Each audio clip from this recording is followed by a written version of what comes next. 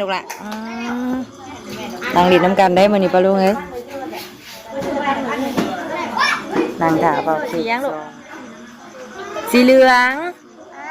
อันนี้ได้ค่ะสียังนี่วินบอกแน่สียังวินมาแล้วเวลาที่รอคอยวินเดอร์เอาไว้ลูกมื้อนี้เพิ่นเอาเค้กมาเลยลูกละนะอยากเป่าเค้กอยากเป่าเค้กคนติดใจมันนั่นเฮ้ยเนยคนลุกเลย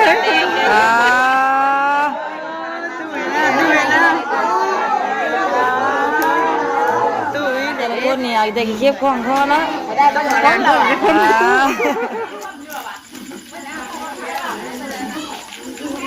อ้าวไปลุงไงเนาะเปิดภาพออกมาก็เห็นหมักกุ้งหอยนูน้ำยางไปลุงเลยพอกันตอนคำแรงๆมานี่เนาะมืด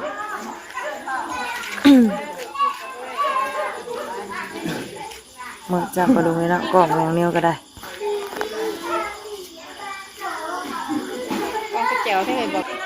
กล่องกระมืดพี่น้องเลยเนาะมางานวันเกิดน้องยูริเพิ่นมานี่ไปลุงเลยเนาะพาน้องวินเนอร์เป็นมางานวันเกิดสาวยูริเนาะ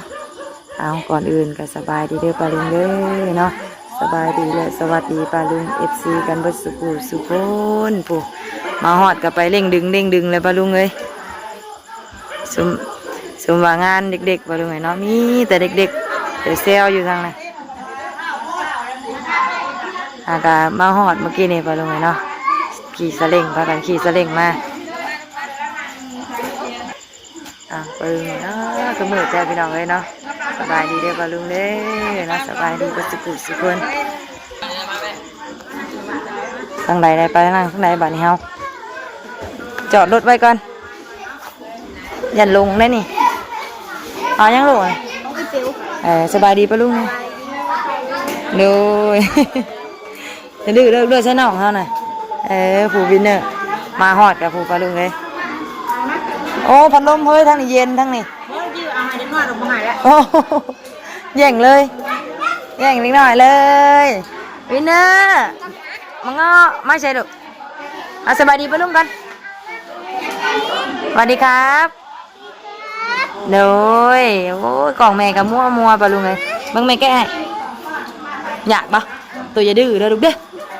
อย่าดื้อเด้อจุกไหมทำคาคอได้เด้อลูกเด้อคาคอได้โอ้ยน้ำพิงสบายดีลูกสบายดีอย่าดื้อเด้อลูกเด้อข้าเป่าเค้กเด้อโอ้ใครเนี่ยเนาะโอ้รวยเจนี่เราแจ้งได้เลยเอาไปส่งเจนี่เจนี่มากินน้ำแน่ลูกกินน้ำแน่โอ้ยโอ้ขอบใจพอบ่เบมือใหญ่กว่ามือทางไหนเนี่ยจอดสิได้อยู่ว่าข่อยได้ข่อยเสร็จ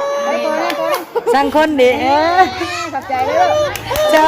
มาพี่เจนมาพี่เจนมานั่งพี่มาพี่มานั่งพี่ดูมาพี่เอาเพลงในแก้มนะโอ้มึงไหนหายเพลงแก้มว่าแน่นแล้วนี่ยิบเจนให้เราบ่ลูกบ่ให้เอาหน่อยให้หนูเองเด้ยิ้มมือสร้าง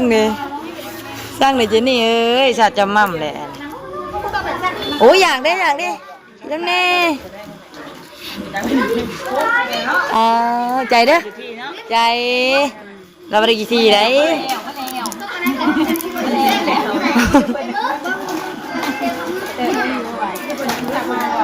แจ้งให้เราจุกเนาะบ่ใช่เจนี่ต้องแจ้งกันดีได้ใช่เจนี่นะแต่งามเลยบ่งามเลยครับต้องว่าบดใช้ปลาจ้อยไปสิเนาะก็ง่ายได้ปะเจอบ่งามหมดทั้งทุกคนบ่เชื่อไปเบิ่งข่อยไปเบิ่งเด้อส่องข่อยเด้อเอาหวานเนาะเจ็ดใหญ่ดิมาแพงในแก้มน่ะมาแพงใน แพงแก้มมาแพงนี่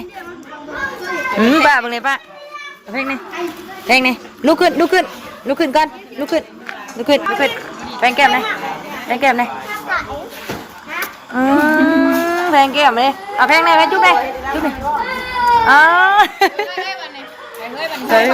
ไปลูกจ้าก่อนลูกจ้าก่อนให้ลูกให้เฮ้ยให้เราเฮ้ยโอ้เป็นบริกี่ทีเลยเฮ้ยฮะอันกระหอมให้ไปบอกแม่ว่ามูให้ตังเด้งสาวเจนี่คนสวยในหาใบแก้มูหาใบแก้มูอีกเจนได้ไม่ให้แม่ต้องชุบแพงในแก้มนะเจนแพงแม่เจนคนสวยมาให้เราเพลงในแก้มนะเราหมายตัวเพลงเล่เอาตัวไม่น่ารักเราเลยผมเอง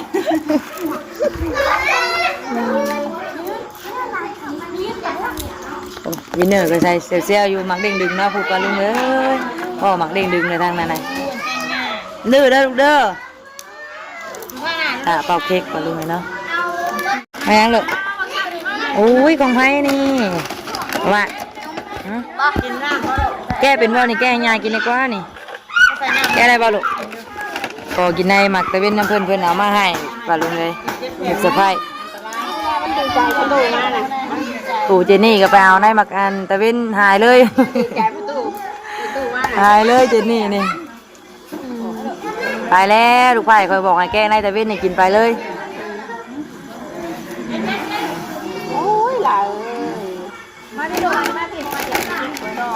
หัวตู้มาเลยคุณไปนั่งไง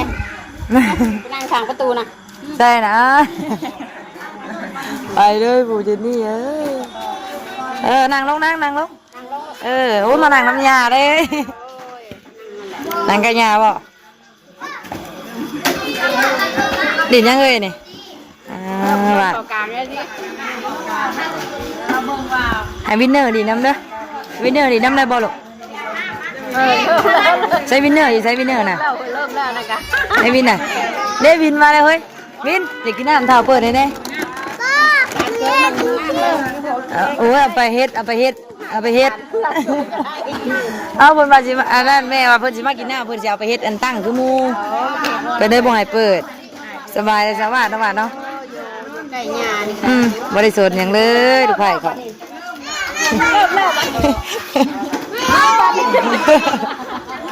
เริ่มกลางปีกว่านนท์เซนเราจะซีเริ่มกลางปีกแล้วดินสังสวัสดิ์ได้นางลูกนี่เดี๋ยวหาสาวให้ดินนะเอานางลูกอึ๊บนี่นางดินทำกันเด้อแล้วพี่เก้าเขาให้วาดใช่ไหมลูกละนางดินทำกันได้มื้อนี้ปะลุงเอ้ยนางถ่าเป่าเค้กซองบ่าวสาวเพิ่นวาดบอกวินเนอร์ให้ลูกสียังนี่นะลูกสียังนี่บอกวินดูไอ้วินบ่ได้หูได้สียังนะสียังวินสียังลูกนี่บอกวินด้วยสียังลูกสีเหลืองอันนี้ได้ค่ะสียังนี่วินบอกแน่สียังวิน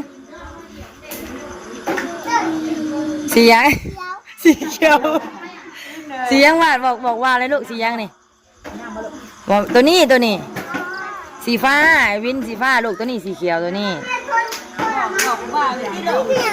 สีถามวาดเบิ้งถามสาวาดเบิ้งวาดสียังสิล่ะสีเขียวอันนี้สีเหลืองบอกสาวาดเบิ้งมี2 อันด้วย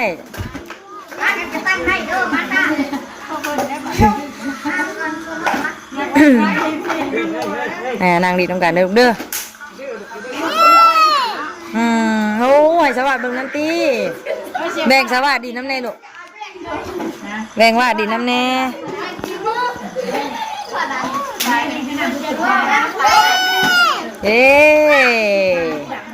ไอ้สวัสดีน้ำ ชมไปบอกกันสิว่าตัวว่าอะไร วินวาดวินพี่น้ำแม่พี่มาเบิ่งนี่วินเดี๋ยวพี่วาดบอกสวัสดีเดี๋ยวเบิ่งน้ำแม่พี่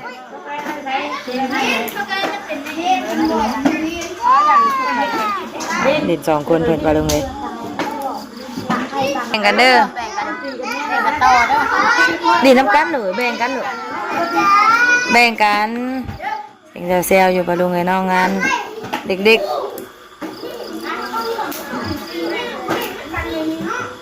เป็นดีน้ำกัน2 คนแบ่งกันหรือค่ะเราเป่าเค้กน้องยูริไปลงเอ้ยมาแล้วเวลาที่รอคอยวินเนอร์เอาไว้ลูกมื้อนี้เพิ่นเอาเค้กมาเลยลูกละนั่งลงเนี่ยบอกเลยบอกชาวบ้านนี่นั่งลงลูกนั่งลง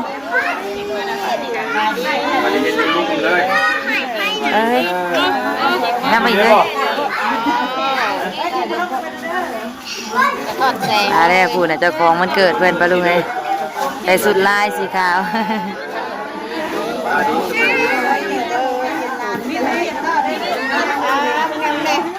แม่มึงแน่ย่องที่มันอู้นะ ป้าผู้ลูกคอยไปฮอดพุ่นเลย อะไรเด้อลูกไข่ลูกมันเด้อคุกเค้กคนเด้อนิ้วไปทางลูกพี่มาพี่ลูกนั่งลงลูกนิ้วนั่งรถกันนะเด้อหาตาเด้อพุ่นเจนี่นั่นแหละวินมานั่งพี่ลูกมานั่งเอ้ยเชื่อพี่ลูกพี่มานั่งทั้งนี้ลูกไปเลย นั่งลูกไปนั่ง ป้านี่คือสวยแท้นี่ ไก่แม่เจ้าหูไปลูกไปวิวน้องพิงแม่ลูกน่ะไก่แม่เจ้าหูไปลูกไปได้พิงเนี่ยค่ะ โอ้ผู้ลูกคอยพี่มานั่งเอ้ยเชื่อพี่ล่ะห้องนอกไหนเถินห้องนอกไหนลูกห้องนอกไหนเจนี่ค่อยเอาหน้าออกนะ อย่าเป่าเค้กมันติดใจเมื่อนั้นได้เฮ้ย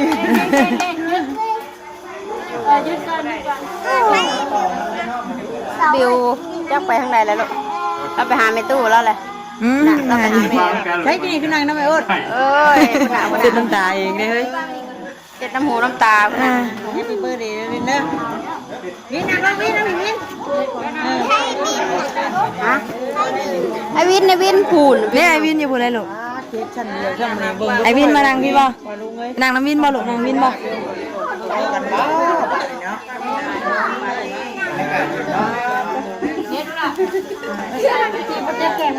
วินยังมาพี่ลูกยังบ่เอ้ยเชื่อพี่ อะไรบ่ อันนั้น1 2 3นะเฮ้ยเดี๋ยวมาพร้อมกันวะ ไปบุกปิดกันได้ ปรึงเด้ปรึงทู่ดิเอ้ย คือบุปิดนี่นะเนี่ยไปกันเนาะ ไป ปิดยูไปแล้วแน่เห็นป่ะกันหมูปิดไฟแล้ว ไป เราหมักสว่างวะตัวนั้นเอง ปิดตัวนั้นก็ได้พูดละถอดปลั๊กเอาอันนี้ ปิดเลยอ๋อตรงนี้เฮ้ยแต่แว่นแว่นตาตีพ่ออยู่เด้อ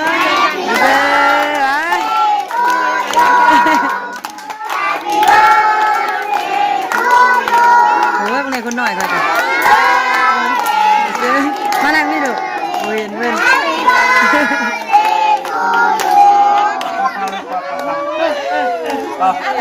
เรามานั่นแล้วลูกมานั่นนะ ตัวนี้ได้ครับเอ้ย มันได้ให้น้องมาดิ ให้เลยเป่าน้ำให้เลยเป่าน้ำให้น้องเป่าน้ำใ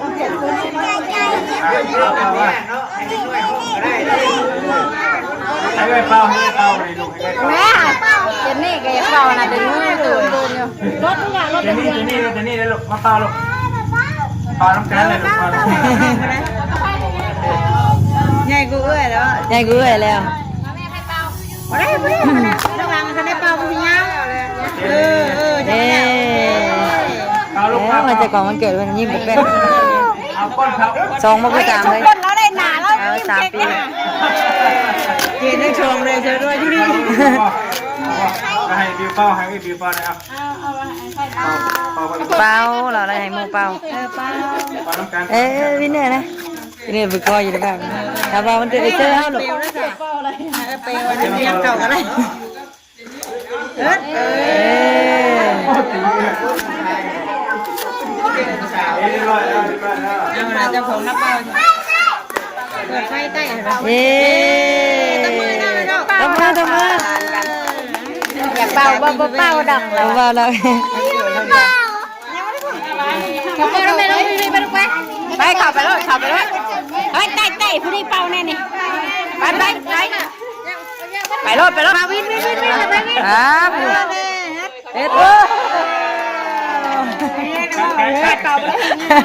เบาเบา เต้นขาเนาะว่าเพิ่นนี่ เฮ้ยกินเฮ้ย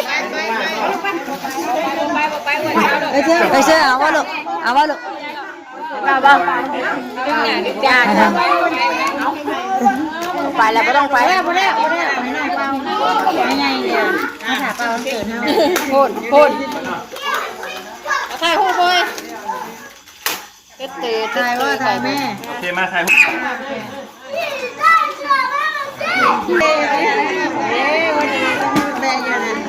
เอาไปเชื่อจังเปล่านะจุกเนาะ เด้ผ่าได้ โอ้ว่าวันนี้อะไรจุกเด้อจ้ะเด้อจุกเด้อเด้อ โอ้ย หารุ่นไม่ตู้อีกป่ะเฮ้ยโอ้โหไม่ตู้จกแล้วคนลุกเลย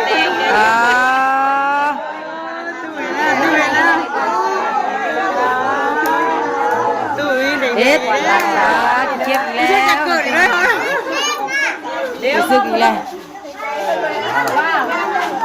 หลานนะแต่ละคนนี่เอาแต่เก็บของคอเนาะคุณนะดูลาวมันใส่คอค้ำให้เมื่อให้เอ้ยน้องเจนี่เหมือนเนาะ ยูริเอ็นกาผ่านไปป่ะยูริชื่อลูกสาวข่อยเก็บขอบใจย่าแม่ขอบใจ ใจหลานก็เป็นเพลงวะไปสิบ่อยากให้กูน่าจะจะไปตี เอาหลานเขาก็เพลงที่สุดของเขาได้ตายผู้นี้เฮ็ดอะไร เฮ็ดอันนี้เนี่ยนี่ใช้กูบ่ใส่มาอันนี้ โอ้ยเพิ่นว่าของเพิ่นนะ ยากเลยอ๋อไก่เจนให้เบิ่งให้ลูกให้เบิ่งแน่บ่มีซ้ำบ่มีมาแจกวัตถุเพิ่น แจกนี่ป่ะไปแจกงูนะ ไปเอาแจกวัตถุเพิ่น แล้วใส่กล่องแล้วไปเลยหายหมูมึงเลย เอาอยู่ไหนแล้วอยู่ไว้เอาไว้ได้หรือตั้งไว้เอาแม่ทุกอันนี้เราหาตีแต่โม่มาก่อน สุดไปตรงนี้ละ ปืนก่อนสิตีดอกปืนก่อน ไม่ยังด้วย เดี๋ยวเราจะให้ปืนนายสิตี ไม่ยังลูก ไปตีน้องเจนนี่ โอ้เจนนะ หัวเพิ่นเมื่อกี้นี่ กระบะแล้วเดี๋ยวย่าจัดการให้ลูกใจเย็น มาใกล้ก่อนเดี๋ยวเอาชุดมันออก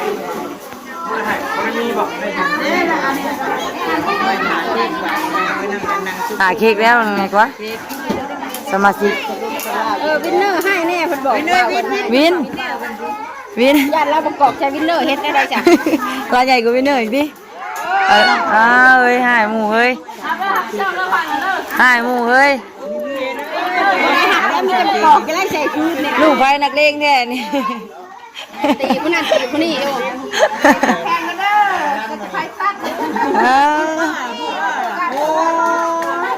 พ่อเพิ่นแทนเราตัดแพ็กเลย กูแล้วว่าจะ คันบ่ผูกคนก็บ่ตัดได้ไปได้ เป็นโมหายกินเค้กแล้วเลยนะ พี่นี่แจงแบบแทนคนโอนเด้อ เอาไปลูกล่ะนี่ได้พี่ดูไปเอาไปจับเอาไหมเฮ็ดซ้นกัน สาวคนนี้ สิบ ชนกับชองชามเสื้อนี่ ขอบใจแล้วไอวินไก่ซื้อบุเป็นหยังมาลูกเนาะ ไอ้วินใกล้บ้าน เขาให้รักไก่ผู้สาวเด้นะวินนะ ชนตัด เราใจตรงกันเหรอไ กันเจ็บ ชนกันจุบตับบาดกันเจ็บเดี๋ยวไปกินเค้กได้ไปไปกินเค้กกันเดียวนะ มาให้ในสมัยวัด เอาอะไรกันไร ถ้าแนวได้นะเนี่ยเพิ่งไม่ได้กินเค้ก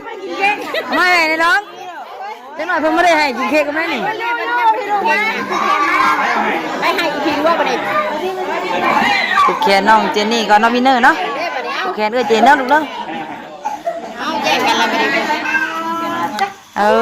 คนสวยยางเลาะเลยยางเลาะเลยมาดีเนาะ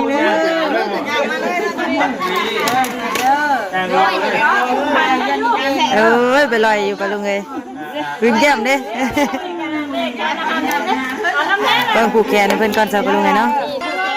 ยางเลาะเลยยางเลาะเลยงานนี่ผู้ใดเป็นไหนผูกแขนไหนบอกเลยเอาทวิตไปเปล่าแล้ว เอามันจะเป็นหัว เป็นแถวดิเป็นแถวเรียงแถวรับเค้กปะลุงเลย นั่งรอกินเค้กประเด็น เรียนแถวละเฮ็ดอย่างนี้ไป เจนี่นั่งมาเดียวแล้วจักมาจะใช้จุดตื่นนี่ อ้าวไปเลยให้เด็กๆก่อน เต็มตีนดิ โอ้ใจเย็นหน่อยไหมใจเย็นโอ้เรียนคิวเด้อเรียนคิวเด้อนี่กระจอดคิววินเนอร์เดี๋ยววินเนอร์คือจักว่าวินเนอร์คือจักว่าจอดคิววันหอดแล้ว ลูกชิ้นได้จัง หอดคิววินแล้วไปเอาไปนี่เดี๋ยวพาก้อนเพื่อนห้องก้อนลูกเอาหนุกมือก่อนขอบใจเพื่อนแล้วขอบใจคนนั้นได้คน โอเคนั่งลงมันนั่งลงนั่งลง